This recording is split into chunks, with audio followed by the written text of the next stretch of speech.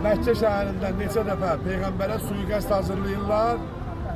O suiqəstlərin bir neçəsində Peyğəmbər özü də bilir və Mədinədə ki, bu yıl bildirmişdik. Hətta birində elə olur ki, Peyğəmbər Məkkə şəhərin tərk eləyəsi olur. Tərk eləməsə öldürəcəkdilər.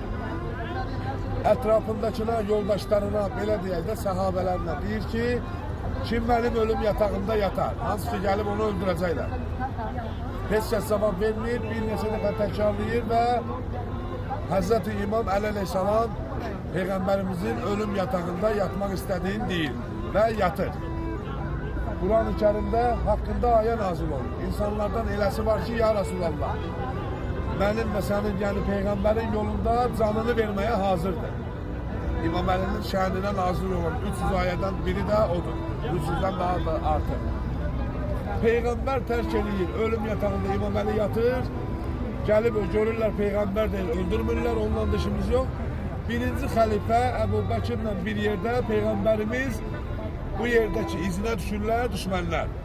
Qalxırlar dağa. Sur dağı, baxın, hündürdə olan yer. Cəbələ Sur. Sur adıdır, Cəbəl də dağ deməkdir, yəni Sur dağı. Bir qalxırlar, düşmən bir neçə metrliyində olur Peyğəmbərimizin. Bir neçə metrliyində. Deyir, balaca bir yer var, bizim dalan deyirlər də, yəni tupik dediyimiz. Da ondan o yana keçəcək yer yoxdur. Peyğəmbərimiz birinci xəlifəni sığınırlar ora, başqa yer yoxdur.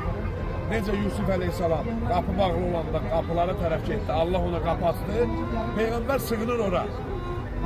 Birinci xəlifənin qorxduğunu görür, Peyğəmbərimiz buyurur və ayə nazil olur həmin yerdə ki, Peyğəmbər buyurur ki, qorxma, Allah bizimlədir. Bizim danışdığımız Allah dalan olsa da qoruyanda qoruyur yəni. Bir kəlmə ol deməsi ilə hər şeyi olduran Allahımız var. Allah Taala'nın görsənməyən ordusundan biri olan hörümçək kiçik bir həşəratdır, hörümçək. Bir anın içində Allahın əmri ilə orada elə bir tor hörür ki,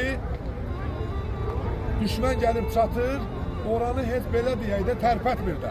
Sanki neçə yüzünün torudur qurulur. Burada adam nə gəzir?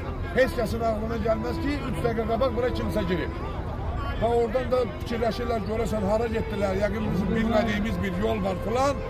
Qaydırlar və Allah Taala xırda hörümçəklə ən əzəmətli Peyğəmbərimizi qoruyur.